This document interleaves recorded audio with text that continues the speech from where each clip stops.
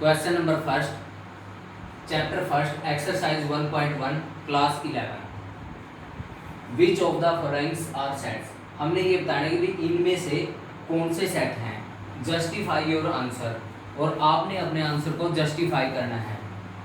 First part, the collection of all months of a year beginning with letter जे।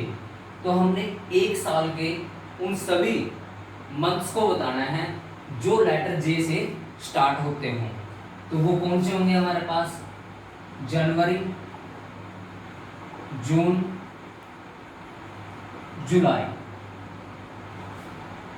जनवरी, जून, जुलाई। तो ये हमारे पास जो collection है ये वेल डिफाइंड है। अगर मान लो हम पर्सन टू पर्सन किसी से भी पूछते हैं कि भी साल में है ना ऐसे महीनों के नाम बताओ जो लेटर जे से शुरू होते हैं, तो सभी यही बोलेंगे जनवरी, जून, जुलाई। तो जो ये कलेक्शन है ये वेल डिफाइंड है। अगर ये वेल डिफाइंड है तो ये क्या है? सेट। तो जो हमारे पास फर्स्ट पार्ट है ये दिस इज ए सेट। तो ये हमारा क्या है? सेट है। उसके बाद सेकंड पार्ट, द कलेक्शन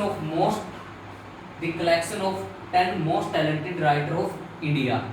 इसमें हमने इंडिया के 10 मोस्ट टैलेंटेड राइटर का कलेक्शन बताना है। देखो मेरे पॉइंट ऑफ व्यू से 10 मोस्ट टैलेंटेड राइटर कुछ भी हो सकते हैं, आपके पॉइंट ऑफ व्यू से कुछ भी हो सकते हैं, ठीक है। तो अलग मान लो हम किसी भी पर्सन टू पर्सन से ये पूछेंगे तो सबकी जो ओपिनियन है वो डिफरेंट होगी। तो इसीलिए हमारे पास जो ये सेकंड पार्ट है ये हमारा सेट नहीं है, नॉट ए सेट, क्योंकि ये कलेक्शन हमारा वेल डिफाइंड नहीं है, तो इसीलिए क्या नहीं है? सेट नहीं है। उसके बाद third part, A team of 11 best cricket batsman of the world. तो जो हमारे पास थर्ड पार्ट है, इस थर्ड पार्ट में हमने वर्ल्ड के 11 बेस्ट क्रिकेट बैट्समैन की कलेक्शन करनी है। तो मेरे हिसाब से जो 11 बेस्ट क्रिकेट बैट्समैन हैं वो अलग होंगे, आपके हिसाब से अलग होंगे, अगर किसी और से पूछे उसके हिसाब से अलग होंगे, ठीक है। तो जो ये कलेक्शन है ये वेल डिफाइंड नहीं है। जब ये कलेक्शन वेल डिफाइंड नहीं है तो फिर ये क्या नहीं है? हमारा सेट नहीं है, तो नॉट ए सेट। ये भी क्या नहीं है? हमारा सेट नहीं है। Fourth, the collection of all boys in your class. आपकी क्लास में सभी बॉयज का कलेक्शन, वो तो आपने पता है भाई हमारी क्लास में मान लो 20 बॉयज हैं, 30 बॉयज हैं, ठीक है। तो फिर ये जो कलेक्शन है हमारा क्या हुआ? वेल डिफाइंड है। जब ये कलेक्शन वेल डिफाइंड है तो फिर ये क्या है? हमारा सेट है। उसके बाद next, the collection of all natural number less than 100। वे 100 से कम सभी नेचुरल नंबर का कलेक्शन। देखो क्या आएगा हमारे पास? 1 2 3 सो ऑन 99। तो जो ये कलेक्शन है ये वेल डिफाइंड है, और अगर कलेक्शन वेल डिफाइंड होता है तो फिर वो क्या होता है? सेट। तो it is a set. Next, the collection of novel written by writer Munshi Premchand. भी हमने मुंशी प्रेमचंद द्वारा लिखे हुए नॉवेल्स का कलेक्शन है हमारे पास। तो जो ये कलेक्शन है ये वेल डिफाइंड होगा। क्यों? क्योंकि मुंशी प्रेमचंद ने मान लो 10 राइटर नॉवल लिख रखे हैं, या 20 लिख रखे हैं, या 100 लिख रखे हैं, तो हमें पता है कि भी उसने इतने नॉवेल्स लिख रखे हैं। तो इसीलिए ये जो हमारे पास कलेक्शन है ये क्या है? Well defined. तो इसीलिए ये क्या है? हमारा set, is a set. Next, the collection of all even integers. सभी इवन इंटीजर्स का कलेक्शन। तो ये भी हमारा जो कलेक्शन है ये क्या है? Well defined. जब ये वेल डिफाइंड है तो ये क्या है? सेट। तो इसमें हमारे पास क्या आएगा? Even integer plus minus 2 plus minus 4 plus minus 6 plus minus and so on. उसके बाद the collection of questions in this chapter. भाई इस चैप्टर में सभी क्वेश्चन का कलेक्शन। मान लो इस चैप्टर में हमारे पास जो ये चैप्टर है, मान लो इसमें 20 क्वेश्चन है टोटल, या 30 हैं या 50 हैं, वो तो हमें पता है। तो जो ये कलेक्शन है हमारा क्या है, ये वेल डिफाइंड है। तो जब ये वेल डिफाइंड है तो ये क्या है, set, it is a set. उसके बाद last, the collection of most dangerous animal of the world. भी हमने वर्ल्ड के मोस्ट डेंजरस एनिमल का कलेक्शन करना है। तो मान लो मेरे पॉइंट ऑफ व्यू से स्नेक ज़्यादा डेंजरस है, या फिर आपके पॉइंट ऑफ व्यू से कोई और एनिमल डेंजरस है। तो जो ये कलेक्शन है हमारा, ये वेल डिफाइंड नहीं है। जब ये वेल डिफाइंड नहीं है तो फिर ये क्या नहीं है, सेट नहीं है। तो यहाँ पे लिखेंगे it is not a set.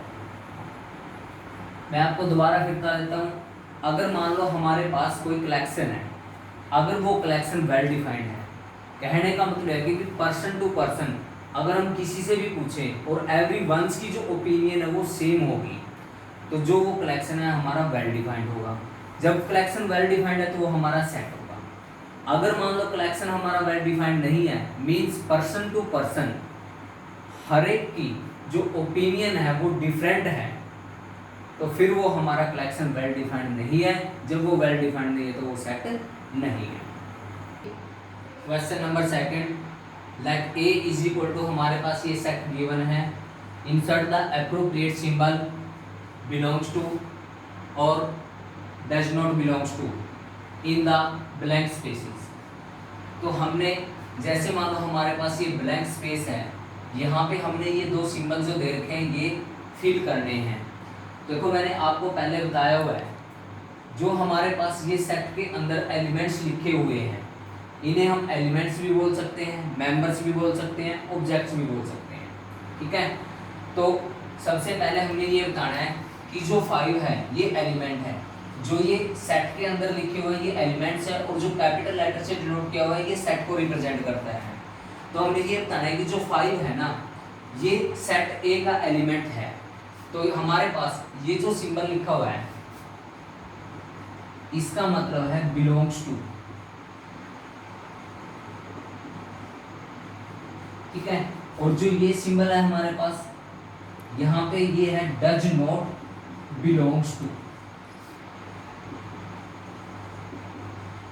तो जो 5 है ये इस सेट का एलिमेंट है, तो फिर हम यहाँ पर लिखेंगे 5 belongs to, 5 belongs to set A, या 5 is an element of set A, या 5 is a member of set A. तो अब हमने ये देखना है कि जो 8 एलिमेंट है ये सेट ए का है या फिर सेट ए में है। तो यहाँ पर तो 8 नहीं है, तो इसी में हमारे पास ये सिंबल आएगा। तो इसे रीड करेंगे 8 does not belongs to set A, या A is not an element of set A, या 8 is not member of set A. अब देखो जो जीरो है वो एलिमेंट है सेट ए का। देखो यहाँ पर जीरो है या नहीं है, तो यहाँ पे सिंबल आएगा does not, zero does not belong to set A. 4 देखो 4 है, तो 4 is belongs to set A. उसके बाद 2 है उसके अंदर, तो 2 बिलोंग्स टू सेट ए। 10 नहीं है, 10 does not belongs to set A. Question 3, write the following sets in roster form. जो हमारे पास ये सेट गिवन है इनको हमने रोस्टर फॉर्म में लिखना है। तो मैंने पहले आपको बताया हुआ है कि भाई किसी सेट को रोस्टर फॉर्म में कैसे लिखते हैं। हमारे पास जो भी एलिमेंट्स हैं उन सभी एलिमेंट्स को सेपरेटिंग बाय कोमास, कोमा लगा के अलग अलग लिखेंगे, विद इन करली ब्रैकेट्स, और करली ब्रैकेट्स के अंदर लिखेंगे। ये रोस्टर फॉर्म में लिखने का मेथड है। तो इसमें बोला हुआ है सेट ए हमारे पास कोई गिवन है, इस ब्रेसिज को हम रीड करेंगे। ये जो हमारे पास ये सेट्स दिए हुए हैं, जो ये सेट दिया हुआ है ये हमारे पास सेट बिल्डर फॉर्म में है। तो इस ब्रेसिज को हम बोलेंगे the set of all x, और जो हमारे पास ये सेमीकोलन है इसे बोलेंगे such that x is an integer, x हमारे पास एक इंटीजर है, and x greater -3 and less 7। जो x की वैल्यू हो वो कितने से बड़ा है, -3 से बड़ा है, और 7 से क्या है, छोटा है। तो फिर हम इसको लिखेंगे रोस्टर फॉर्म में a इज इक्वल टू -3 से बड़ी वैल्यू -2 कोमा -1 0 1 2 3 4 5 6। तो ये हमारे पास कौन सी फॉर्म है, रोस्टर फॉर्म या फिर इसे टेबुलर फॉर्म भी बोलते हैं, ठीक है। उसके बाद है next second part. Second part में सेट बी हमारे पास गिवन है, ये हमारी सेट बिल्डर फॉर्म है। The set of all x such that x is a natural number less than 6। 6 से कम हमने नेचुरल नंबर लिखने हैं, तो ये आएगा हमारे पास 1 2 3 4 5, ठीक है। रोस्टर फॉर्म में ऑल एलिमेंट्स को सेपरेटिंग बाय कॉमा लिखेंगे और करली ब्रैकेट्स में लिखेंगे। नेक्स्ट है हमारे पास थर्ड पार्ट, सी हमारे पास एक सेट दिया हुआ है। इस ब्रेसिस को हम क्या रीड करेंगे सेट बिल्डर फॉर्म में, this set of all x semicolon such that x is a 2 digit natural number, जो एक्स है हमारा 2 डिजिट नेचुरल नंबर है, सच दैट इस तरह the sum of its digit is 8। तो इनके डिजिट का जो सम है वो कितना आना चाहिए, हमारे पास 8 आना चाहिए। तो देखो 2 डिजिट नंबर हमारे 10 से शुरू होते हैं और 99 पर खत्म है। 2 डिजिट नंबर 10 से स्टार्ट 99 पर खत्म, लेकिन हमने 2 डिजिट नंबर वो लेने हैं जिसके डिजिट का सम कितना आए, 8 आए। तो वो क्या होंगे हमारे पास, सेट सी ब्रेसिस लगाएंगे 1 7 2 6 3 5 4 4 5 3 6 2 7 1 8 0। तो ये आएंगे हमारे पास, ठीक है। उसके बाद next set D, the set of all x such that x is a prime number, x एक प्राइम नंबर है विच इज डिवाइजर ऑफ 60, जो 60 का डिवाइजर होगा। तो हमने ऐसे प्राइम नंबर बताने हैं जो 60 के डिवाइजर होंगे। तो ये होगा हमारे पास d इज इक्वल टू 2 3 5। ये प्राइम नंबर है और किसके डिवाइजर है, ये 60 के। उसके बाद next the set of all letters in the word trigonometry, जो हमारे पास ट्रिग्नोमेट्री ये वर्ड दिया हुआ है, इसके सभी लेटर्स का सेट है और उसको हमने रोस्टर फॉर्म में लिखना है। मैंने आपको ये पहले बताया हुआ है कि no element can be repeated in roster form, roster form में कोई भी एलिमेंट रिपीट नहीं होगा। एंड सेकेंडली ये बताया था order of elements can be changed, जो हमने एलिमेंट लिखे हैं रोस्टर फॉर्म में उनका ऑर्डर चेंज हो सकता है। जैसे हमने 1 लिखा है स्टार्टिंग में, यहाँ पर हमारा 5 आ सकता है और 5 की जगह क्या आ सकता है, 1 आ सकता है। तो इसको हम लिखेंगे, जो हमारे पास ई है ये, तो यहाँ पे लिखेंगे ई सेट ये होगा, ब्रेसिस के अंदर सबसे पहले आएगा टी कोमा आर, उसके बाद आई, उसके बाद जी, उसके बाद ओ, उसके बाद एन। देखो दोबारा फिर ओ रिपीट हुआ है तो ओ सिर्फ एक ही बार लिखा जाएगा। उसके बाद एम, उसके बाद ई, उसके बाद दोबारा फिर टी आई, ये नहीं लिखा जाएगा। उसके बाद आर दोबारा आ गया, वो नहीं लिखा जाएगा। उसके बाद क्या आएगा, वाई।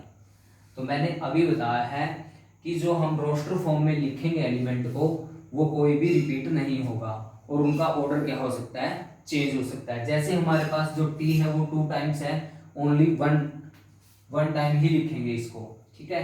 जो आर है वो भी 2 टाइम है, 1 टाइम लिखेंगे। ओ जो है वो भी 2 टाइम्स है, उसको भी 1 टाइम ही लिखेंगे हम, तो ये आएगा। उसके बाद एफ पार्ट में देखो, जो हमारे पास जो ये बेटर वर्ड है इसके लेटर्स का सेट है, तो यहाँ पे हम लिखेंगे बी, उसके बाद ई, उसके बाद जो टी है वो 2 टाइम्स है, 1 टाइम लिखेंगे। और जो ई है वो भी 2 टाइम्स है, तो फिर 1 टाइम लिखेंगे। और आर, तो ये होगा ऐसे।